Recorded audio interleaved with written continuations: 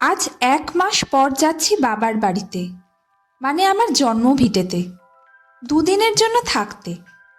এমনি বাবা মায়ের সাথে প্রায় প্রতি সপ্তাহেই দেখা হয়, তবে বাড়ি এসে থাকাটা প্রায় হয় না বললেই চলে। আজ আসলে একটা জায়গায় যাওয়ার প্ল্যান আছে সন্ধেবেলা। সত্যি কথা বলতে সেই জন্যই সাত সকালে তড়িঘড়ি বাড়ির জন্য রওনা দেওয়া। জানেন, এই বালি ব্রিজ দিয়ে যখন যাই তখন কত পুরনো স্মৃতির ভিড় জড়ো হয় মনের মধ্যে। আর সেই ভিড়ে মাঝে মধ্যে নিজেকে কোথায় যেন একটা হারিয়েই ফেলি আমি। কিন্তু মন বলছে হারিয়ে যাস না পায়েল, বাড়ি তো চলেই এলো। তবে ক্যাবে করে এক্কেবারে বাড়ির দোরগোড়ায় নামা আমার একদম না পছন্দ। তাই জিটি রোডে নেমে আমি চারিদিক উপভোগ করতে করতে হেঁটে বাড়ি ঢুকতে বেশি ভালোবাসি। আমাদের বালিতে এখনো কত পুকুর আছে দেখুন, তবে কলকাতায় তাদের দেখা মেলা ভার। আর সেই জন্য দু জায়গায় মাছের স্বাদেরও বেশ একটা তফাৎ আছে জানেন। নমস্কার, আমি পায়েল। আজ বেনেবধুর গপ্পের একটা নতুন ব্লগ শুরু করলাম, আপনাদের সকলকে স্বাগত জানিয়ে। আপনারা সবাই নিশ্চয়ই খুব ভালো আছেন, আমরাও খুব ভালো আছি। চারিদিকে দেখুন কি সুন্দর ফুলগুলো ফুটে রয়েছে।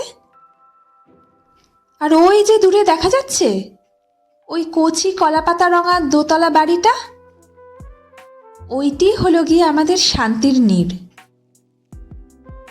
আমার বাবা, এই প্রথম মনে হয় আপনারা ওনাকে ব্লগে দেখলেন। অ্যাজ ইউজুয়াল জিরো এক্সপ্রেশন, অথচ ইমোশনে ভরপুর। ওদিকে মায়ের রান্নাও কমপ্লিট, তাই এতক্ষণে তার ভিডিও করার পারমিশন পেলাম। মাকে যেমন গম্ভীর দেখছেন তেমন গম্ভীর নয়, কিন্তু মা আমার ঠিক ক্যামেরা ফ্রেন্ডলি নয়। ওই যে একটু হাসতে বললাম তাই হাসছে। চলুন ঝটপট খেয়ে নিই, তার আগে দেখি তো কি রান্না হয়েছে আজ। এটা হলো গিয়ে চিংড়ি মাছের চচ্চড়ি, আর এই হলো মুগের ডাল। তারপর দেখি এটা হলো চিংড়ি মাছ দিয়ে পেঁয়াজ দিয়ে কষা, উফ। আর এটা মায়ের হাতে বানানো বড়ি দিয়ে পাবদার ঝোল। তখন আপনাদের বললাম না সন্ধেবেলা এক জায়গায় যাওয়ার আছে, সেইখানেই এসেছি। নারীর টান যে শুধুই মা বাবা ভাই বোনের সাথে হয় তা আপনারা বিশ্বাস করেন? না, আমি কিন্তু করি না।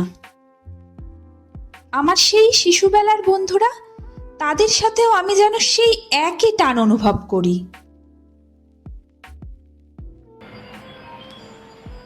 আজ সকালে তো গিয়েছিলাম বাড়ি, তবে আজকে একটুখানি এসেছি আমার বন্ধুদের সাথে দেখা করতে। আমার বন্ধু মানে আমার একদম ছোট্টবেলাকার সাথী বলতে পারেন আপনারা।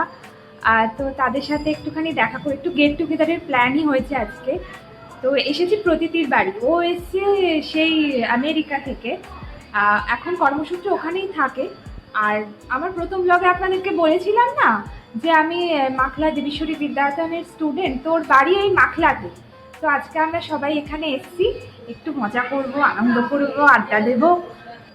তো আপনাদের সাথেও সেগুলো একটু শেয়ার করব। আমরা হলাম 7 জন বন্ধুর একটি দল, আর তার নাম কি জানেন? স্পর্শ। যদিও সবাই এসে পৌঁছয়নি এখনো, দেখুন জোরদার গল্প চলছে। আমরা একজোট হলে গল্প যেন আর ফুরোতেই চায় না। সৌমিতা স্প্যাগেটি বানিয়ে এনেছে, দারুণ হয়েছিল। কাকু ফিশ ফিঙ্গার নিয়ে এলেন, আর ওই মিষ্টিটা উত্তরপাড়া অমন মিষ্টান্ন ভাণ্ডারের। এটা হলো পাইনঅ্যাপল স্যালাড, প্রতীতি বানিয়েছিল, দেখতে যেমন খেতেও দুর্দান্ত। পাইনঅ্যাপেল, চিংড়ি মাছ, নারকেলের দুধ আর গন্ধরাজ লেবুর পাতা হলো এর প্রধান উপকরণ। আড্ডার সাথে পেট পুজোর একটা গভীর সম্পর্ক ও সৃজনী। সৌমিতা তাকা একবার, অরুণিমা একবার তাকিয়ে দে। আর ওই যে লাল জামা পরে মিষ্টি করে মেয়েটি দেখছেন, ও হলো প্রতীতি। ওর বাড়িতেই এসছি, আর পাশেই বসে তিয়াসী। তবে অন্তরার আসতে একটু লেট হবে। আমরা প্রত্যেকেই খাদ্যরসিক, আর নিজের প্লেটের থেকে পাশের জনের প্লেটটা বেশি সুস্বাদু বলে মনে হয়। এটা আমাদের সকলেরই হয় জানেন। যাই হোক, আড্ডা দিয়ে আমরা ক্লান্ত, তাই ডিনার করব এবার। প্রতীতি আর কাকিমা মিলেই সব রান্না করেছেন। এটা হলো তেল পাবদা, কাকিমা বানিয়েছেন। আর এটি হলো লেবু লঙ্কা মুরগি, এটা প্রতীতির রেসিপি। আর এটা হলো জলপাইয়ের চাটনি, এটাও কাকিমারই বানানো।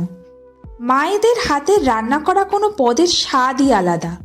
ওই একই ইনগ্রেডিয়েন্টস, একই পদ্ধতিতে আমরাই যখন সেই পদ রান্না করব, সেটার আবার সেই স্বাদ হবে না। ওটা হলো গিয়ে হাতের গুণ। যাই হোক, চলুন এখন খেয়ে নিই একটু।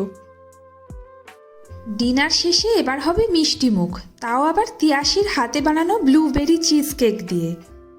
ও বিভিন্ন ধরনের কেক, হ্যান্ডমেড চকলেট এসব তৈরি করতে পারদর্শী, আবার খুব সুন্দর গানও করে। কতক্ষণ যে কাটতে টাইম নিচ্ছে ও, আর তর সইছে না বাপু আমার। এই এতক্ষণে হলো, কি সুন্দর দেখতে লাগছে দেখুন। যাই বাবা, তাড়াতাড়ি পেটে চালান করি। সেই 2014-তে 7 মাথা একসাথে হয়েছিলাম, আবার এই 11 বছর পর সেই সুযোগ হলো। কাল রাত্রির বেলা আড্ডা দিতে দিতে আর ভিডিও করা হয়নি। তো আজ রবিবার দুপুর 2টো বাজে, সকালে ফিরেছি আজ প্রতীতির বাড়ি থেকে। আর এখন দেবাশিস এসছে। আমাদের গলিটা একটু সরু তো, তাই বাবা দেখে নিচ্ছে গাড়িটাও ঠিক করে রাখতে পারলো কি না। ওই যে ঢুকছে, হাতে আবার একটা লাল ঝুড়ি এনেছে। ও বুঝেছি, ওই ঝুড়িতে করে আমার মা কালী পুজোর সব জিনিস নিয়ে গিয়েছিল ওদের বাড়িতে। ভিডিও করছি তাই চোখটা কেমন পাকাচ্ছে দেখুন। ক্যামেরাটা বন্ধ কর, কেস করে দেবো কিন্তু বলে দিচ্ছি। মায়ের বাবা জীবন এসে গেছে, মা এবার বেজায় খুশি। কিছুটা রান্না মা কালই এগিয়ে রেখেছিল। আসলে এতগুলো রান্না তো একেবারে পেরে ওঠে না। আজ বোধহয় করেছে ডাল। দেবাশিসের ডাল না হলে আবার ঠিক হয় না খাওয়াটা। আর এটা তো চিংড়ি মাছের চচ্চড়ি কালই করে রেখেছিল। আর এইবার হচ্ছে শো স্টপার, মাটন। আর প্রথম পাতে ছিল মাছ ভাজা। দুপুরে খেয়ে দিয়ে ঘুমোচ্ছিলাম জানেন, দেখছি খুব জোর শব্দ হচ্ছে রান্নাঘর থেকে।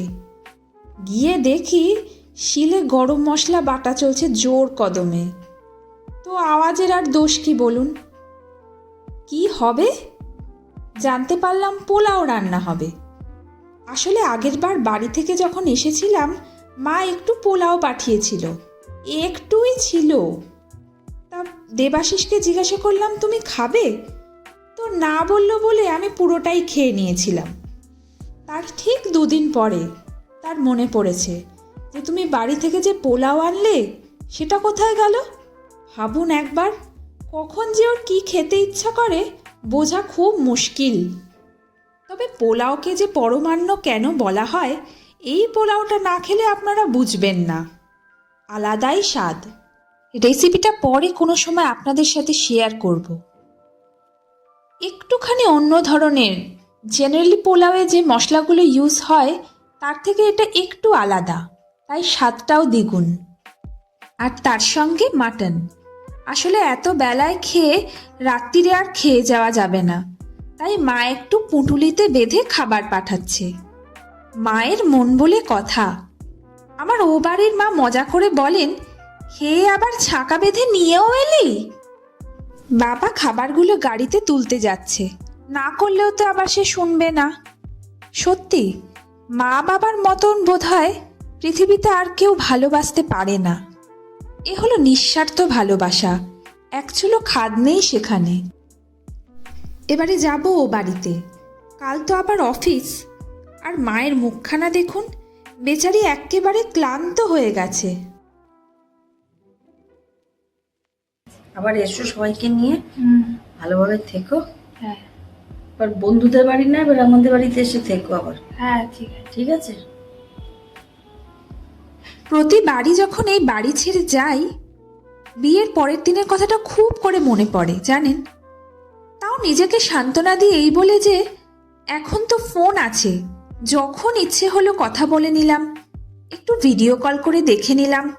আমাদের মায়ের সময়টা কতটা কঠিন ছিল বলুন, তখন তো ঘরে ঘরে আর এমন ফোনও ছিল না। যাই হোক, চলুন আজ তাহলে আমি আসি। আপনারা সকলে খুব ভালো থাকবেন আর সকলকে ভালো রাখবেন। ভিডিওটা একটুও ভালো লাগলে একটা লাইক আর শেয়ার করে দেবেন। আর যদি সাবস্ক্রাইব করা না থাকে একটু সাবস্ক্রাইব করে দেবেন।